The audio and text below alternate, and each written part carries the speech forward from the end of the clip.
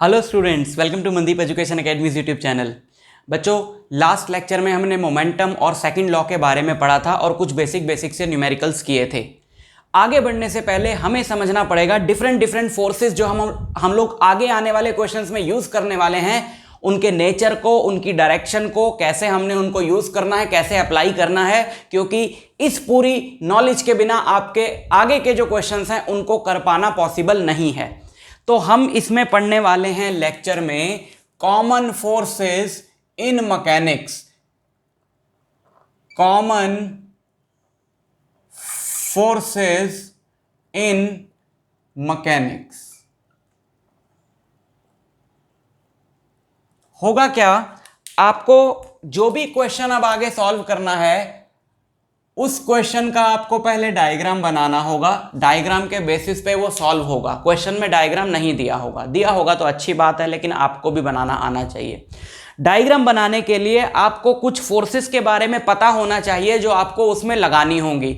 इन forces के बारे में डायग्राम क्वेश्चन में कोई ज्यादा इंफॉर्मेशन नहीं दी होगी, क्योंकि ये अंडरस्टूड रहता है कि ये फोर्सेस तो होती ही होती हैं। तो कौन कौन सी फोर्सेस हैं वो और उनको कैसे कैसे लगाना है, उस चीज को हम इस लेक्चर में समझने वाले हैं।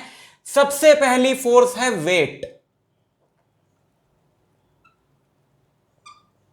वेट बच्चों, बॉडी सरफेस पे हो, हवा में हो, इंक्लाइंड प्लेन पे हो, हॉरिजॉन्टल सरफेस पे हो, गिर रही हो, एक फोर्स ऐसी है जो बॉडी पे लगेगी ही लगेगी, और वो है वेट।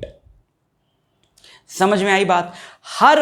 हर बॉडी को अर्थ अपने सेंटर की तरफ खींच रही है with a force which is called weight. तो इसका फॉर्मूला क्या है, इसकी डायरेक्शन क्या है, इसे कैसे लगाना है? So it is the force with which a body gets attracted towards the centre of earth. तो ये हमेशा प्रेजेंट होती है। हर क्वेश्चन में ये वेट जो है आपको लगाना ही पड़ेगा मैकेनिक्स के। बट ये कैसे लगेगा, इसकी डायरेक्शन क्या है, उसके बारे में जरा समझ लें। वेट का फॉर्मूला है m इंटू जी। सिंपल बात है, फोर्स का फॉर्मूला होता है मास इंटू एक्सेलरेशन। और वेट कौन सा फोर्स है जो अर्थ लगा रही है बॉडी पे? अर्थ की वजह से जो बॉडीज पे एक्सेलरेशन होती है वो जी होती है, जिसको अंग्रेजी में बोलते भी यही है, एक्सेलरेशन ड्यू टू ग्रेविटी।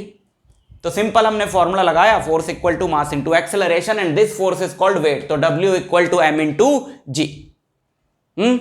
समझ में आई बात? ओके, अब हम देखते हैं कि इसकी डायरेक्शन क्या होगी। It always acts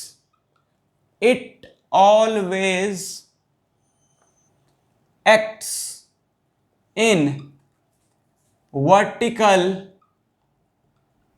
downward direction. Very important, downward direction. It always acts in vertical downward direction. क्या मतलब है इस बात का? सबसे पहले हम देखें कि अगर बॉडी जो है वो एक हॉरिजॉन्टल सरफेस पे रखी हुई है ऐसे, ठीक। अभी तो हम सारी बॉडीज को पॉइंट ऑब्जेक्ट मानेंगे, ये मैं पहले ही बता चुका हूं। बॉडी की अपनी कोई डायमेंशन नहीं है, लेकिन फिर भी क्वेश्चन में ऐसे ब्लॉक बना रहता है, पुली बना रहता है, तो वेट लोगे कहां से? उसके सेंटर से। हमारे लिए जो पूरी बॉडी है वो यही पॉइंट है। देखो, बॉडीज को हमने पॉइंट ऑब्जेक्ट मानना है, लेकिन हर क्वेश्चन में पॉइंट बना के बात नहीं चलेगी ना। काम चलता नहीं है कि पॉइंट ही बना दो हर एक केस में। बॉडी को कुछ समझाना तो पड़ेगा, कुछ विजुअलाइज कराना पड़ेगा बंदे को। तो हम क्या करते हैं, ब्लॉक को ब्लॉक की तरह बनाते हैं, बट हम मानेंगे यही कि ये पूरा ब्लॉक यहां पर कंसंट्रेटेड है, यही हमारी बॉडी है, ठीक। तो वेट जो भी आपने लगाना है वो वर्टिकल डाउनवर्ड डायरेक्शन में लगाना है और सेंटर से लगाना है। ये रहा सेंटर, ये रही वर्टिकल डाउनवर्ड डायरेक्शन। ये हर क्वेश्चन में होगा। नीचे की तरफ mg, इस बॉडी का मास है m, नीचे की तरफ वर्टिकल डाउनवर्ड। मतलब अगर इंक्लाइंड प्लेन पे भी हो बॉडी, अगर बॉडी इंक्लाइंड प्लेन पे भी हो तो भी वर्टिकल डाउनवर्ड, ऐसे नहीं, ठीक। क्योंकि सरफेस तो यहां है ना, सरफेस तो यहां है, अर्थ का सरफेस तो यहां है, तो अर्थ वर्टिकली डाउनवर्ड खींचती है बॉडीज को, क्योंकि वर्टिकली डाउनवर्ड खींचेगी, सेंटर की तरफ खींचती है, तो वर्टिकल डाउनवर्ड ही तो नीचे सेंटर में मिलेगा जाके। भाई सरफेस क्या है, सरफेस के परपेंडिकुलर बनाओगे, सरफेस मतलब अर्थ का सरफेस, अर्थ तो वैसे स्फेरिकल है, तो अगर छोटा सा पार्ट लेते हैं तो मान लो वो उस पॉइंट पे टेंजेंट की तरह एक्ट करता है, उसके जो परपेंडिकुलर होगा वो सेंटर से पास होगा, तो सरफेस के जो परपेंडिकुलर है वो अर्थ के सेंटर से पास होगा। So weight always acts in vertically perpendicular direction, नीचे की तरफ, ऊपर की तरफ नहीं, क्योंकि अर्थ नीचे की तरफ खींच रही है ना बॉडीज। ये हर क्वेश्चन में होगा ही होगा, इसमें कोई एक्सेप्शन नहीं। जैसे अगर बॉडी एक स्ट्रिंग से हैंग कर दी हमने, ये स्ट्रिंग से हैंग कर दी, तो इसका वेट नीचे mg, समझ गए, कोई एक्सेप्शन नहीं। Second is normal reaction, second force is normal reaction. Weight को हम W से या डायरेक्ट mg भी लिख सकते हैं, नहीं तो W से हम रिप्रेजेंट कर देंगे। Normal reaction, normal reaction n, या फिर R से रिप्रेजेंट भी करते हैं इसको। बुक्स में आपको इसके दोनों सिंबल्स मिल जाएंगे, तो दोनों सिंबल्स ही इसके पकड़ लो, N या R। नॉर्मल रिएक्शन क्या है बच्चों? नॉर्मल रिएक्शन जब भी बॉडी किसी सरफेस के साथ कांटेक्ट में होती है तो वो सरफेस बॉडी पे एक पुशिंग फोर्स लगाता है। It is a pushing force away from the body. Contact की जगह पर सरफेस बॉडी की तरफ फोर्स लगाता है, मतलब away from the surface, not away from the body. क्या कह रहा हूं मैं? जैसे ये सरफेस है, ठीक है, इस सरफेस पे ये रहा एक ब्लॉक जिस पे mg वेट तो लगेगा ही लगेगा, उसका डिस्कशन तो हो गया। अब ये इस सरफेस के साथ कांटेक्ट में है तो surface away from the surface body पे फोर्स लगाएगा परपेंडिकुलर डायरेक्शन में, and that is called normal reaction. This is to support the weight of the body. भाई अगर दो बॉडीज कांटेक्ट में है, वो एक दूसरे के अंदर घुस क्यों नहीं रही? ऑब्वियसली कोई चीज रोक रही है उसको घुसने के लिए। ये बॉडी जो है इस जमीन के अंदर घुस क्यों नहीं रही? इसको कोई रोक रहा है घुसने के लिए। सो सरफेस जो है, बॉडी जो उसके साथ कांटेक्ट में है, सरफेस उस पर नॉर्मल फोर्स लगाता है ऊपर की तरफ या away from it, normal direction में। That is called normal component. और एग्जांपल देता हूं मैं, मान लो जैसे ये ऐसे वॉल है, ठीक है, ऐसे ये सीढ़ियां सी बनी हुई हैं और ये ग्राउंड है, और यहां पर एक बॉडी यहां पे लाके रख दी ऐसे, ये रॉड यहां पर एक पड़ी है सपोज। कहां पे कांटेक्ट है? एक तो कांटेक्ट यहां है, एक कांटेक्ट यहां है, दोनों पे नॉर्मल फोर्स लगाओ, दोनों पे परपेंडिकुलर डायरेक्शन में फोर्स लगाओ। यहां से एक नॉर्मल इसको मिलेगा ऐसे, यहां से एक नॉर्मल इसको मिलेगा ऐसे। This is n1, this is n2, क्योंकि दो जगह पे सपोर्ट हो रहा है ना, यहां से भी अंदर नहीं घुस रही है। अगर सोचो घुस गई,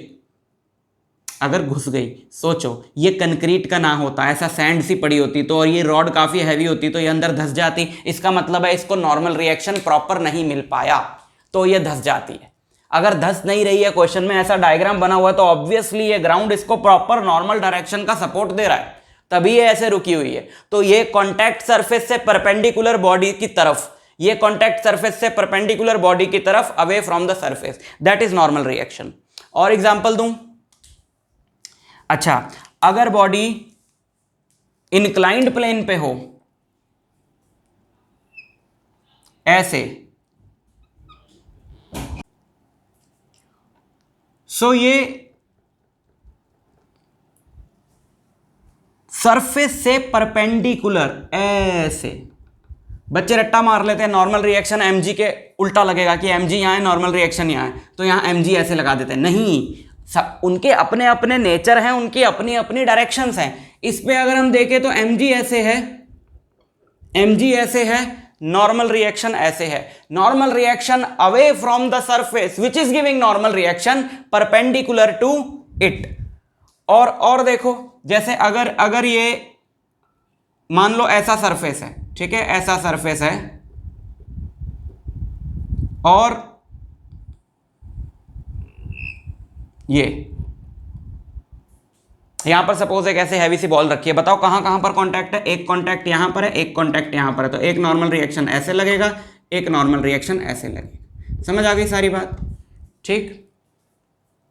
अच्छा, हम नॉर्मल रिएक्शन जब हम किसी सरफेस पे खड़े हैं और हम इस सरफेस को दबाते हैं, है ना, जैसे मैं वेइंग मशीन पे अगर सीधा खड़ा हूं तो मेरा वेट एक पर्टिकुलर वेट दिखाएगी वेइंग मशीन, मान लो वेइंग मशीन ने दिखाया 70 kg, लेकिन अगर मैं ऐसे दबाऊं वेइंग मशीन को तो 70, 71, 72 वो बढ़ता जाता है। क्या मेरा वेट बढ़ गया? नहीं, मेरा वेट नहीं बढ़ा। मैंने क्या किया? नॉर्मल रिएक्शन बढ़ाया वेइंग मशीन के ऊपर।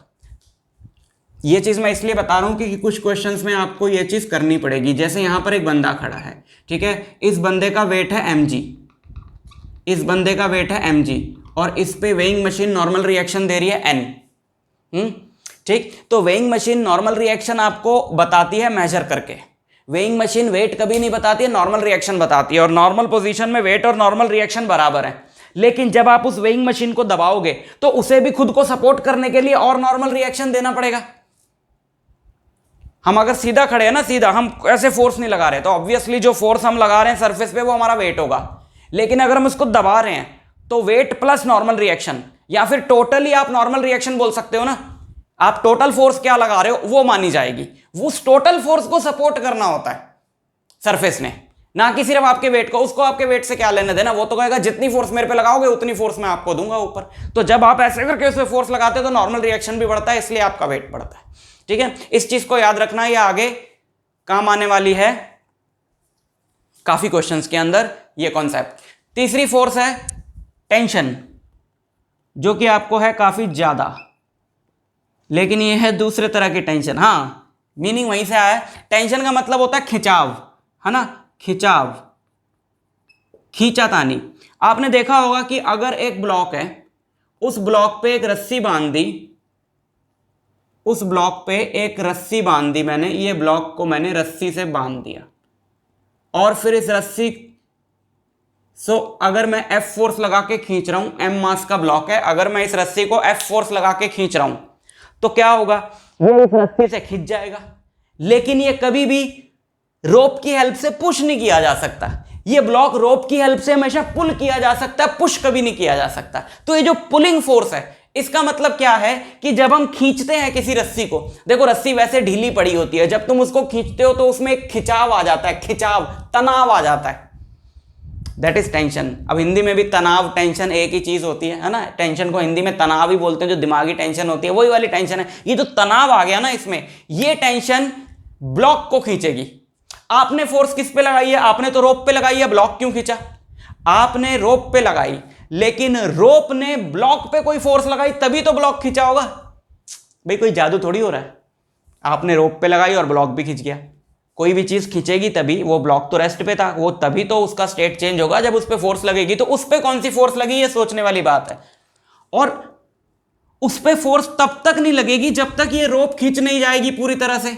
अगर ये रोप ऐसे अगर ये रोप सरफेस पे ऐसे ढीली पड़ी होती है ना, और आप इसको खींचते, तो ये ब्लॉक तब तक ना खींचता जब तक ये पूरी खींचना जाती रो, तब तक तो ये ब्लॉक हिलता भी ना अपनी जगह से। यानी कि रोप में एक फोर्स, एक टेंशन तभी पैदा होती है जब वो पूरी तरह खींच जाती है, और वो टेंशन अपने साथ जुड़ी हुई बॉडीज को खींचती है, धकेलती नहीं है।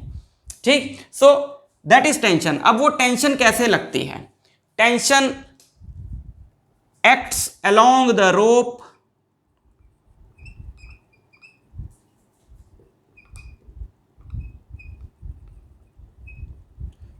away from body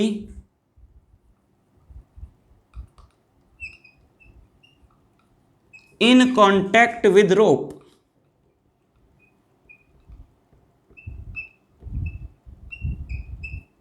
क्या मतलब है इस बात का? यहां पे इसको किसी ने पकड़ के ऐसे खींचा F, ठीक है, यहां तक ये थी रोप और इसको पकड़ के ऐसे खींचा, तो acts along the rope away from body in contact with the rope। इस तरफ अगर मैं देखूं, इस तरफ, तो ये बॉडी इसके साथ कांटेक्ट में है, तो away from the body tension T। यहां पर ये बंदे का हाथ है या जो भी है ये कांटेक्ट में है, तो away from body tension T। along the rope away from the body, जहां से भी जिस बॉडी के साथ भी कांटेक्ट में है वो, उस जगह पर कांटेक्ट पॉइंट से away from the body along the rope। For example for example यहां पे देखें, इसी में बना देते डायग्राम। यहां पे एक तो यहां पे ये कांटेक्ट में, तो अवे किससे कांटेक्ट में, सीलिंग से कांटेक्ट में, तो away from the body along the rope. और यहां पर ये किसके साथ कांटेक्ट में, इस बॉल के साथ कांटेक्ट में, तो यहां टेंशन की डायरेक्शन होगी ये away from the body along the rope. जैसे यहां पे मान लें अगर हम 2-3 ब्लॉक्स जो हैं वो कांटेक्ट में हैं, 2-3 ब्लॉक्स कांटेक्ट में हैं, 2 ब्लॉक्स कांटेक्ट में ले लेते हैं और यहां से इनको खींचा F फोर्स लगा के। यहां पर भी एक ब्लॉक चलो और बना देते हैं यहां पे, ये 3 ब्लॉक्स बना दिए। ठीक, एक तो है ये वाली रोप, तो इसमें टेंशन होगी यहां पे T1। यहां पे टेंशन क्या होगी, यहां पे एक कांटेक्ट है तो इस तरफ यहां टेंशन होगी T2 और यहां पे इस तरफ टेंशन होगी T2। एक कांटेक्ट यहां पर है और ये रोप अलग है तो यहां पे टेंशन होगी T3 और यहां पे टेंशन इस तरफ होगी T3। अलग अलग रोप्स है ना, ये रोप अलग, ये रोप अलग, ये रोप अलग। रोप चेंज हो गई तो टेंशन चेंज हो जाएगी, लेकिन एक रोप में हर जगह टेंशन सेम रहेगी अगर, नोट करिए, अगर रोप इनएक्सटेंसिबल है। इनएक्सटेंसिबल समझते हो, इनएक्सटेंसिबल का मतलब है कि रोप खींचे ना। यह चीज बहुत जरूरी है, चाहे क्वेश्चन में ना भी दिया हो, हम ये मानेंगे कि अपनी जो सारी रोप्स हैं वो इनएक्सटेंसिबल हैं। इनएक्सटेंसिबल रोप से ही ऐसा होगा कि जैसे अगर क्वेश्चन में बड़ी काम आएगी ये चीज, अगर ये बॉडी ए एक्सेलरेशन से जा रही है और ये रोप इनएक्सटेंसिबल है, खींचेगी नहीं, इसकी लेंथ कांस्टेंट है, तो ऑब्वियसली ये भी ए से जाएगी, ये भी ए से जाएगी, क्योंकि एक पर्टिकुलर टाइम में ये जितना आगे जाएगी ये भी उतना ही आगे जाएगी, क्योंकि ये लेंथ तो बदल नहीं सकती। तो अगर रोप इनएक्सटेंसिबल है तो रोप से कनेक्टेड हर बॉडी की एक्सेलरेशंस जो है वो सेम होंगी। अलग अलग हर एक कॉन्सेप्ट पे अलग अलग क्वेश्चन कराऊंगा काफी सारे, तो वहां पे फिर से रिवाइज हो जाएगा, टेंशन लेने की जरूरत नहीं। हाँ, तो हर पॉइंट पे टेंशन सेम होगा अगर रोप मासलेस होगा, इनएक्सटेंसिबल होगा और फ्रिक्शनलेस होगा। ये 3 बातें याद रखना। अगर क्वेश्चन में नहीं गिवन तो हम हमेशा यही मानते हैं कि रोप मासलेस है और रोप फ्रिक्शनलेस है। इनएक्सटेंसिबल का तो एक्सेलरेशन से रिलेशन है, वो मैंने आपको बता दिया। हर जगह टेंशन सेम होगी अगर रोप मासलेस होगी और फ्रिक्शनलेस होगी। ये हर क्वेश्चन में हमने मानना है, अगर ना दिया हो, ये चीज देने वाली नहीं है। तो ये सारी रोप्स मासलेस हैं, फ्रिक्शनलेस है, तो हर पॉइंट पे टेंशन क्या है, सेम है। अगर रोप का मास भी हो तो, अगर रोप का मास हो तो हर पॉइंट पे टेंशन अलग होगी। उसका कारण है क्योंकि टेंशन है फोर्स, फोर्स होता है मास इनटू एक्सेलरेशन। तो बड़ी लेंथ लूंगा कि छोटी लेंथ लूंगा तो टेंशन बदल जाएगी। टेंशन फिर ब्लॉक की तरह, रोप जो है वो ब्लॉक की तरह ही काम करने लगेगी। रोप भी एक बॉडी हो जाएगी, रोप भी क्वेश्चन में एक बॉडी हो जाएगी जिसका मास है, ठीक है ना। जैसे यहां पर एक रोप है जिसका मास है, तो मैं टेंशन अगर यहां निकाल रहा हूं तो इधर मास अलग है, इधर मास अलग है, ये 2 बॉडी होगी डिफरेंट मासेस की। अगर मैं ठीक बीच में निकाल रहा हूं, इधर मास अलग है, इधर मास अलग है, तो हर पॉइंट पे टेंशन फिर अलग आएगी। डिटेल में बात करेंगे एक एक टाइप का, बट याद रखें, if the rope is frictionless and massless, tension at every point is same. If the rope is having mass, then tension at every point is different. If the rope is having mass, लिख लो इनको, if the rope is having mass, tension at every point is different, and if the rope is having friction also, अगर रोप में friction है तो हर एक contact point पे tension अलग हो जाएगी। फॉर एग्जाम्पल मान लेते हैं यहां एक पुली लगा है, ठीक है, और यहां एक ब्लॉक है। अभी पुली ब्लॉक वाले काफी क्वेश्चंस हम लोग करने वाले हैं आगे। ये यहां एक पुली लगा है और यहां एक ब्लॉक है, और ये जो रोप है इसमें फ्रिक्शन है, इट इज नॉट फ्रिक्शनलेस, ठीक। तो अगर ये नॉर्मल रोप होती, ज्यादातर क्वेश्चन में जो आएगी जिसमें ना ही तो फ्रिक्शन है और वो मासलेस है, तो हर जगह टेंशन कैसे होती, पहले मैं वो बना देता हूं। ये कॉन्टैक्ट है इधर, ये कॉन्टैक्ट है इधर, ये कॉन्टैक्ट है इधर, और ये कॉन्टैक्ट है इधर, और यहां से लेकर यहां तक रोप सेम है, फ्रिक्शनलेस है, मासलेस है। तो यहां पे टेंशन T, यहां टेंशन T, यहां टेंशन T, यहां टेंशन T, ठीक। अब हम बात करते हैं, मान लो इस ब्लॉक का मास है m1, इस ब्लॉक का मास है m2। अब हम बात करते हैं कि अगर इस ब्लॉक में, इस रोप में फ्रिक्शन है, अगर इस रोप में फ्रिक्शन है तो बताओ कहां कहां पे कांटेक्ट हुआ, इसका बीच में कहां कांटेक्ट हुआ, यहां से लेकर यहां तक, यहां बीच में कांटेक्ट हुआ। तो कांटेक्ट के दोनों तरफ जो टेंशन है वो बदल जाएगी। यहाँ तो इस वाले हिस्से में मान लो टेंशन है T1, तो इधर ये T1 होगा, इधर T1 होगा, यहाँ कॉन्टैक्ट आ गया ना बीच में, तो जहाँ भी कॉन्टैक्ट आए उसके दोनों तरफ टेंशन जो है वो बदल जाएगी। अब इस हिस्से में T2, इस हिस्से में T2। समझ में आई आपको बात? एक बार फिर रिपीट कर रहा हूँ, इसको नोट करें। अगर रोप फ्रिक्शनलेस है और मासलेस है, जो 99% क्वेश्चंस में होने वाला है, तो टेंशन हर जगह पे सेम होगी। अगर रोप में मास है तो टेंशन हर पॉइंट पे अलग होगी रोप के, और अगर रोप में फ्रिक्शन है तो जहां जहां पे भी रोप कांटेक्ट में आएगी उसके दोनों तरफ टेंशन जो है वो अलग होगी। यहां भी कांटेक्ट में है, यहां भी कांटेक्ट में है, बट इसका कोई दूसरा तरफ नहीं है ना, तो यहां पे इसके दोनों तरफ टेंशन जो है वो अलग होगी। और अगर रोप फ्रिक्शन भी हो रोप में और मास भी हो, तब तो फिर हर जगह ही डिफरेंट होगी, है ना। कांटेक्ट के दोनों तरफ तो होगी डिफरेंट, वैसे ही हर जगह डिफरेंट होगी, तो ये तो कम ही आता है। तो ये नेचर है टेंशन का।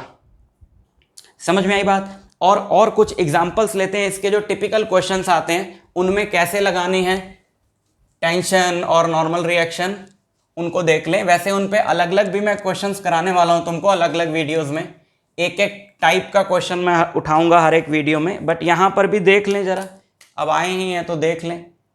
अगर ये इस टाइप का क्वेश्चन बहुत आता है कि जैसे ये ब्लॉक्स जो हैं 2-3 कॉन्टैक्ट में आपस में, मान लो ये 3 ब्लॉक्स कांटेक्ट में आपस में, इनमें नॉर्मल रिएक्शन कैसे लगेगा। यहां से एक फोर्स मैंने लगाई F। एक बात और याद रखें कि जैसे इस रोप को मैंने F फोर्स से खींचा है, तो जिस फोर्स से भी रोप को खींचा जाता है, रोप में जो टेंशन होती है वो उस फोर्स के बराबर ही होती है, क्योंकि इस फोर्स ने ही ये टेंशन पैदा करी है, तो T = F होगा। यहां पे ये 3 ब्लॉक्स हैं, इसका मास है M1, इसका मास है M2, इसका मास है M3। ये 3 ब्लॉक्स हैं। अब इन तीनों ब्लॉक्स पे नॉर्मल रिएक्शन देखो कैसे लगेगा। जहां जहां भी सरफेस कांटेक्ट में आएगा वहां नॉर्मल रिएक्शन लगेगा। अगर मैं पहले वाले ब्लॉक की बात करूं तो इसका सरफेस कहां है कांटेक्ट में, पहला वाला ब्लॉक ये रहा, इसको अलग से बनाते हैं। एक तो ये नीचे ग्राउंड के साथ कांटेक्ट में तो है ही, तो इस पे ग्राउंड ऊपर की तरफ एक नॉर्मल रिएक्शन देगा, मान लो N, और यहां पे भी कांटेक्ट में है ना, तो ये ब्लॉक M2 इसको इधर नॉर्मल रिएक्शन देगा, इधर ये N1 मान लो, 2 जगह से कांटेक्ट में। अच्छा, दूसरे वाले ब्लॉक की अगर मैं बात करूं, अब बड़ी इंपॉर्टेंट बात आ रही है, ध्यान से देखना। दूसरे वाले ब्लॉक की अगर मैं बात करूं, इस वाले ब्लॉक की अगर मैं बात करूं, तो इस वाले ब्लॉक पे ये इसको इधर रिएक्शन देगा, लेकिन ये वही होगा जो ये इसको दे रहा है। न्यूटन का 3rd लॉ नहीं भूलना। इसने इसको इधर रिएक्शन दिया N1, तो ये भी उसको उधर रिएक्शन देगा N1। जैसे mg और n बराबर था, वैसे ये दोनों बराबर हैं। अगर एक भी ज्यादा होता तो कांटेक्ट बना ना रहता ना, कांटेक्ट टूट जाता। यहाँ पे mg ज्यादा होता तो ये नीचे चला जाता, n ज्यादा होता तो ऊपर चला जाता, बट ये कांटेक्ट में है तो यानी दोनों बराबर है, दोनों एक दूसरे के अंदर नहीं जा रहे, तो जितना ये इसको फोर्स देगा उतना ये इसको फोर्स वापस देगा। अच्छा, एक तो इस पे इधर से लग रहा है, पर इस पे इधर से भी तो लग रहा है, ये भी तो लगा रहा है इस पे, मान लो M3 इस पे लगा रहा है N2, और ग्राउंड तो इस पे लगा ही रहा है, मान लो N डैश। क्योंकि ये 3 तरफ से कांटेक्ट में है, और M3 इसकी बात करूं अगर मैं, तो ये इस इधर से कांटेक्ट में, इधर से कांटेक्ट में, M3 ने M2 पे क्या लगाया N2, तो ये भी इस पे क्या लगाएगा N2, प्लस ग्राउंड का इसको ऊपर की तरफ रिएक्शन मिलेगा N''। ठीक, एक तो इस टाइप के क्वेश्चंस आपको देखने को मिलेंगे। एक ब्लॉक पे ब्लॉक चढ़ाओ, अगर ये तो साइड में है, चलो कांटेक्ट में, एक के ऊपर एक ब्लॉक हो अगर, उसका भी देख लें क्या कहानी है। जैसे यहां पे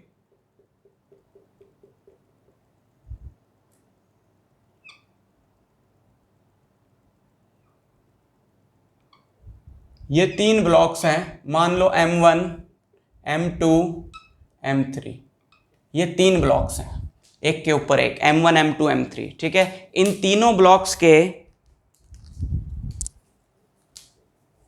नॉर्मल रिएक्शंस कहां कहां पे होंगे। सबसे पहले मैं इसकी बात करूं तो इस वाले ब्लॉक को मैं अलग से बनाऊं तो कहां से कांटेक्ट में है, ये कांटेक्ट में यहां से, तो यहां से इसको नॉर्मल रिएक्शन मिलेगा N। ठीक, बीच वाले ब्लॉक की बात करूं, दिस इज M1, बीच वाला ब्लॉक कहां कहां से कांटेक्ट में है, ऊपर से और नीचे से। तो इसने ऊपर वाले को N1 नॉर्मल रिएक्शन दिया तो वो भी इसको नीचे N1 नॉर्मल रिएक्शन देगा, और मान लो नीचे वाले ने इसको ऊपर N2 नॉर्मल रिएक्शन दिया। अब बात करूं इसकी, ये कहां कहां से कांटेक्ट में, ये भी दो जगह से कांटेक्ट में, ऊपर और नीचे। तो ऊपर वाला इसको कितना नॉर्मल रिएक्शन देगा, जितना इसने ऊपर वाले को दिया। इसने ऊपर वाले को N2 दिया तो ऊपर वाला भी इसको N2 देगा, और ग्राउंड इसको नीचे से ऊपर नॉर्मल रिएक्शन देगा, मान लो N। ठीक, तो इस तरीके से हो जाता है काम। ठीक, इसके अलावा दो और फोर्सेस है, स्प्रिंग फोर्सेस और फ्रिक्शन, बट वो बहुत बड़े टॉपिक है अपने आप में, तो पहले मैं इन पे बेस्ड आपको क्वेश्चंस कराऊंगा, तब स्प्रिंग फोर्स और फ्रिक्शन की बात करूंगा। सो अगले वीडियो में, अगले लेक्चर में मैं आपको यह बताऊंगा कि इन फोर्सेस को यूज करके फ्री बॉडी डायग्राम्स कैसे बनते हैं। क्वेश्चन आपको दिया होगा, फोर्सेस आपको समझ में आ गई, इन फोर्सेस को यूज करके फ्री बॉडी डायग्राम्स बनाने होंगे। मैं आपको बताऊंगा वो फ्री बॉडी डायग्राम्स कैसे बनते हैं, उन फ्री बॉडी डायग्राम्स को यूज करके इक्वेशन बनती है, फिर क्वेश्चन सॉल्व होता है। स्टेप वाइज चलेंगे, चीजों को डिटेल में सीखेंगे। समझ में आई बात? अगर आपको इस लेक्चर के नोट्स चाहिए तो नीचे डिस्क्रिप्शन में लिंक है, आप नोट्स डाउनलोड कर सकते हो। वर्कशीट कोई भी नहीं है क्योंकि कोई फॉर्मूला हमने डिस्कस नहीं किया है। अगले टॉपिक के लिए जरूर आपको एक वर्कशीट मिलेगी, तो मिलता हूं आपसे नेक्स्ट लेक्चर में। All the best.